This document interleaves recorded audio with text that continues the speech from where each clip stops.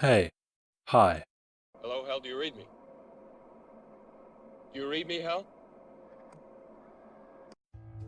Today, I'm finally putting on my big boy pants and talking a little bit about gacha game design. Now, that's a really broad topic, and me no brain very big, so I'm going to narrow it down to a discussion on something that's been bothering me for a while now.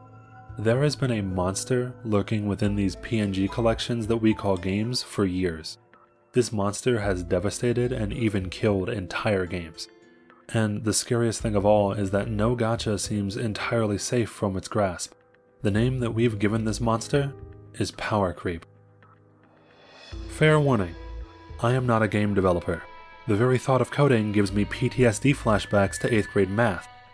I'm just a guy with an anime avatar, some opinions, and barely passable editing. So take everything that I say with at least a grain of salt. Given the fact that most of my audience is already gacha game players, salt is something you should be familiar with anyway.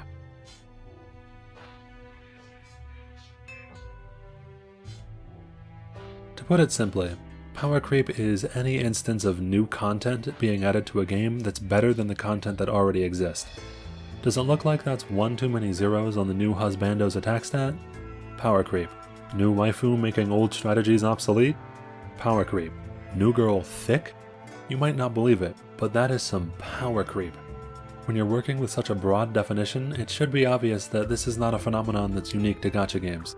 Power creep is something that can and has infested everything from trading card games to first-person shooters. However, it seems to me that gachas are specifically drawn to power creep, and that it has more negative effects on them than other genres. So let's dive right into my current gacha game theory on why that is. Let's start off with an easy one. Single-player games are nearly immune to the negative effects of power creep. While you could say that getting a new sword with slightly bigger numbers in The Witcher's DLC is power creep, that's not really how we use the term. It's really something that only affects live service games, or games that receive frequent updates and new content. Secondly, power creep has an affinity for games with a free-to-play business model. Free-to-play games only function because the devs get a constant stream of new money from new content and microtransactions. However, since all of their revenue is in that new content, they have to find a way to make that content consistently appealing for their players. There are many different ways to make new content appealing to players, but it's extremely effective and perhaps more importantly consistent to just make the new content stronger than anything else. This guarantees that some percentage of your audience will probably be pressured into buying it. Lastly, and maybe even most crucial to remember, is that power creep isn't that harmful by itself. I know I've been hyping it up, but this is a really old issue that's existed within games since the patch was invented. In all that time, many different developers have found a ton of different ways to slow down or even stop power creep. It's only really deadly in cases where you have no way to reset the power level. By this point, there are probably a lot of veteran gacha players that have already realized the point I'm trying to make. Almost every gacha that I know of is a free-to-play, live service game with some level of an aversion to balance patches. All of this combined leads to many gachas either flirting with power creep or, in some extreme cases, going full Shape of Water and f***ing the thing.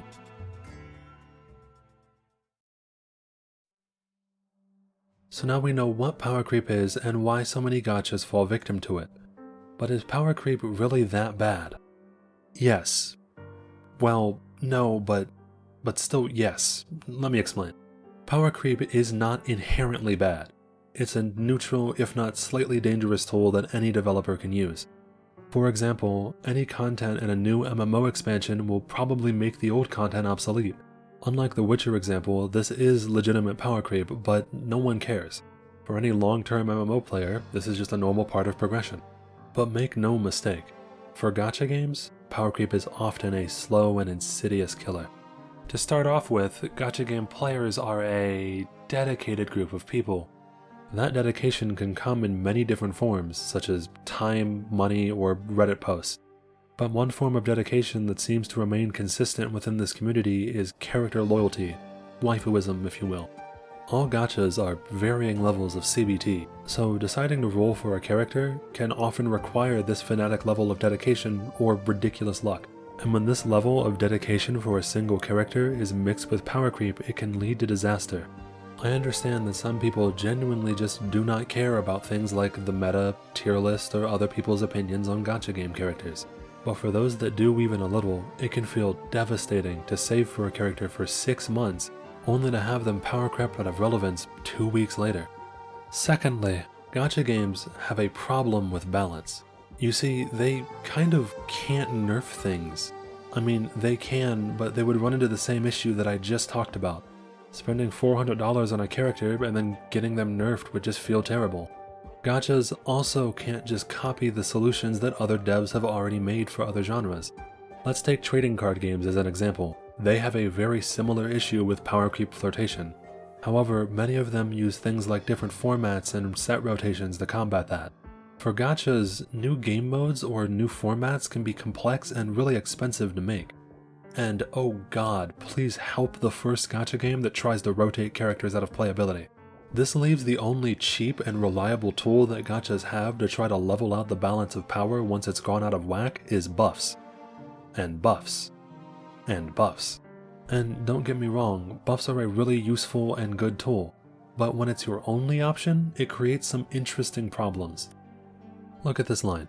Let's pretend for a moment that this line is the average power of every character in a gacha game. While it's definitely not perfect, everyone on the line seems to be at least rather close in power level. Then, along comes the new kid on the block. This kid is straight up broken. Everyone else in the game is playing with knives and this guy has a goddamn AK-47. Something like this has happened in many different games and it's usually not that big of an issue, just nerf the character to bring them more in line. But as we discussed, gachas can't do that. Oh no! So once this power imbalance happens, the only thing that they can do if they want to bring it back in line is to buff.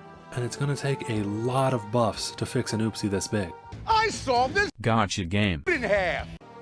Now, while it can happen this way, power creep usually isn't this sudden. Much more often than not, the new kid just has a bigger sword, not a machine gun. And I mean, if it's just slightly above average, it's not that big of a problem, right? It's not that simple. Because it's so easy and effective to implement, yet so hard to fix, it can almost seem like gacha games are addicted to power creep. It almost never just happens one time, and when left unchecked for something like a year, that one character that was just slightly above the curve has just kept escalating. When a game is caught in this cycle, its power ceiling can very quickly become an unclimbable power mountain, with each new character in a constant arms race to be more powerful than last month's broken character. All the while, whales' wallets are crying in agony, old characters are begging for buffs, and new players are lost in the chaos.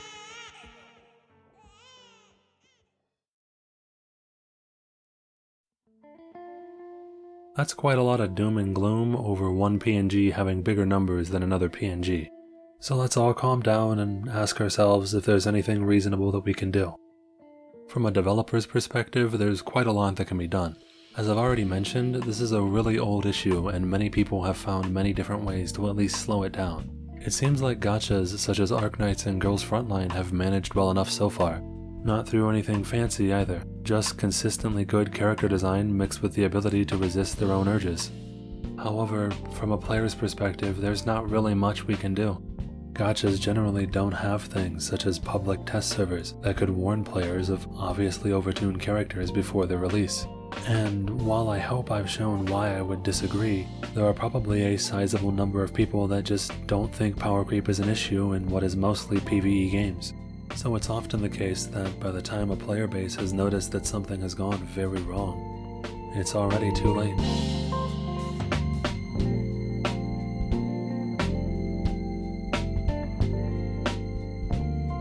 What's the problem? I think you know what the problem is just as well as I do.